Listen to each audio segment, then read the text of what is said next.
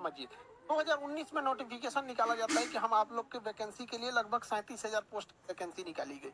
वो एग्जाम कब लेगा पता ही नहीं चला, तो 2020 में प्रोटेस्ट किया गया।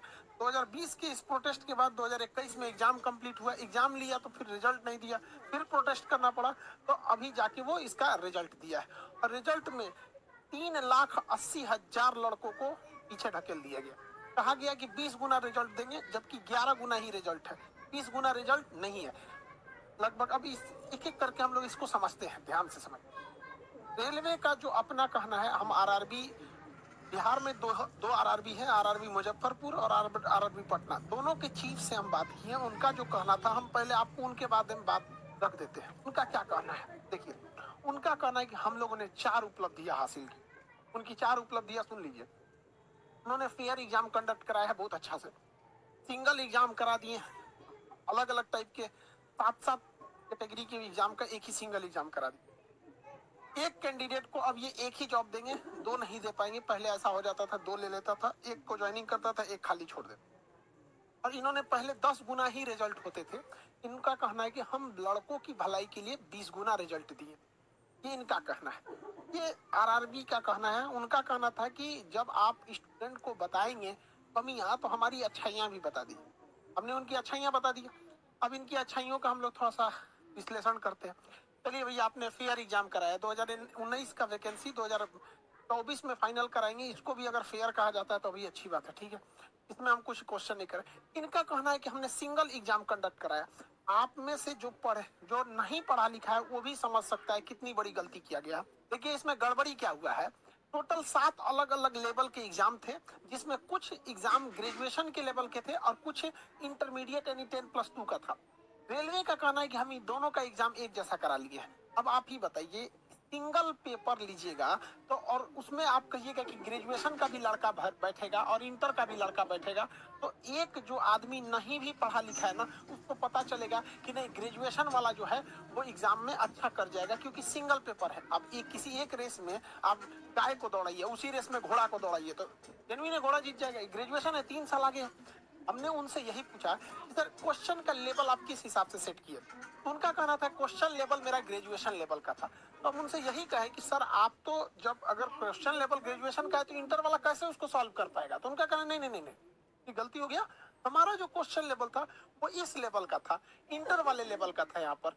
अभी बताइए, दुनिया का पहला एग्जाम है कि क्वेश्चन लेवल है इंटरमीडिएट के लेवल का, उसमें इंटरमीडिएट का भी लड़का बैठा है और ग्रेजुएशन वाला भी बैठा है। अब बताइए किसको फायदा होगा। हर हाल में ग्रेजुएशन वालों को फायदा हुआ है, और इस ग्रेजुएशन वालों को एक साथ 2-2 सीटों पर क्वालिफाई कराया गया है, 2-2 4-4 सीटों पर क्वालिफाई कराया गया है। कहा गया है कि तुम ग्रेजुएशन के नाते तो तुम क्वालिफाई हो ही, और इस नाते भी तुम क्वालिफाई हो। तो पहला यहाँ पे देखिए, जो इन्होंने कहा है कि सिंगल एग्जाम लिए हैं, उस सिंगल एग्जाम में केवल और केवल फायदा ग्रेजुएशन वालों को पहुंचाया गया। 3,80,000 इंटरमीडिएट के लड़कों को एग्जाम देने से रोक दिया गया है, CBT 2 एग्जाम। इनका पहला, सेकंड वाला ये तो समझ गए। तीसरा समझिए क्या है, इन लोग का दिमाग लगाना है। सुनिए ध्यान से, गजब गजब तो ये लोग दिमाग लगाता है लोग। इनका कहना है कि पहले क्या होता था, अगर अलग अलग एग्जाम लिया जाएगा तो क्या होगा। यहाँ हो गया एक ग्रेजुएशन। इनका कहना है कि जब कभी भी ग्रेजुएशन का फॉर्म अलग आता था, ग्रेजुएशन का जो एग्जाम थे रेलवे में उसका फॉर्म अलग आता था, जो इंटर लेवल का था उसका अलग आता था। इनके हिसाब से कहना था कि कोई लड़का था जो ग्रेजुएशन में भी पास हो गया, इस लेवल के एग्जाम में भी स्टेशन मास्टर बन गया, और इंटर लेवल वाले में भी पास हो गया, ठीक है। तो वो क्या करता था लड़का कि ग्रेजुएशन वाला नौकरी कर लेता था जो इस लेवल पर है स्टेशन मास्टर, और उसको छोड़ देता था तो खाली रह जाता था। तो भैया ये खाली रहता था रेलवे की बेवकूफी से।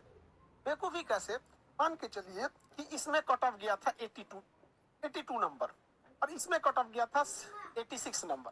तो जो लड़का ग्रेजुएशन किया, ग्रेजुएशन का एग्जाम दिया, 86 नंबर हो गया, स्टेशन मास्टर बन गया सपोज। और उसने इंटर लेवल वाला भी दिया, उसका 82 नंबर आया, इसमें भी पास हो गया, तो उसको कोई एक नौकरी करनी पड़ेगी। तो वो उसने कर लिया ग्रेजुएशन लेवल वाली नौकरी को। तो ये खाली कैसे रह गया। रेलवे ने कभी वेटिंग लिस्ट इसका निकाला ही नहीं।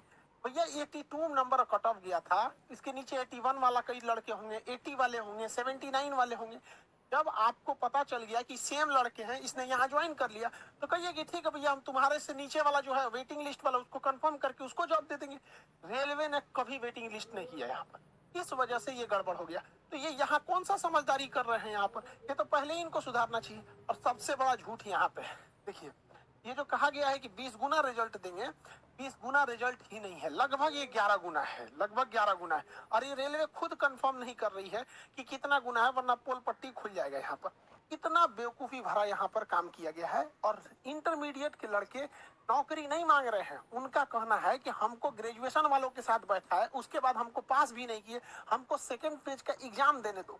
सेकेंड फेज का एग्जाम भी नहीं देने दिया जा रहा है इन लोगों को। ऐसा ऐसा बात हो गया। अब बताइए ये लड़का क्या करेंगे, सब लड़कों का कोई दर्द समझेगा? सुनिए यहाँ पर आपको हम कमेंट दिखाते हैं, हमारे चैनल पे कमेंट की लड़की बेटा, मेरा 74 नंबर आए थे, 3 साल से सिर्फ एनटीपीसी की तैयारी कर रही थी। सीबीटी 2 के मॉक टेस्ट में मेरा 120 में से 100 से 105 नंबर तक स्कोर करने लगी थी, लेकिन आज रिजल्ट आया तो पता चला कि मेरा पहला पेपर ही नहीं हुआ। ये नौकरी नहीं मांग रही है, ये लड़की 73 नंबर लाई है और इसको केवल इसलिए फेल किया गया है, फेल इसलिए किया गया है क्योंकि इसके साथ बैठाया गया था ग्रेजुएशन वाले लड़कों को। तो ग्रेजुएशन वाले कैसे नहीं निकल जाएंगे आगे? कह रही है कि मैं जिंदगी की मुश्किलों से कभी नहीं हारी, लेकिन सिस्टम की चालाकी और साजिशों ने पटक पटक कर हरा दिया। जीने से ज्यादा मेरे लिए मरना सुलभ हो गया। सभी गुरुजनों से निवेदन है कि मेरे बाद अपने किसी भी शिष्य के साथ इस तरह की साजिश होने न दे। जय हिंद, खुश रहना मेरे देश के प्यारों। सुसाइड करने का नौबत आ गया है। ये है पूरे रेलवे का जो काम सीबीटी 2 यानी सेकंड फेज में करना चाहिए, रेलवे ने अपने फर्स्ट फेज के एग्जाम में ऐसा काम किया है। ये पूरे पृथ्वी पर ऐसा कारनामा भारतीय रेल का आरआरबी ही कर सकता है, पूरे पृथ्वी पर, क्योंकि ऐसा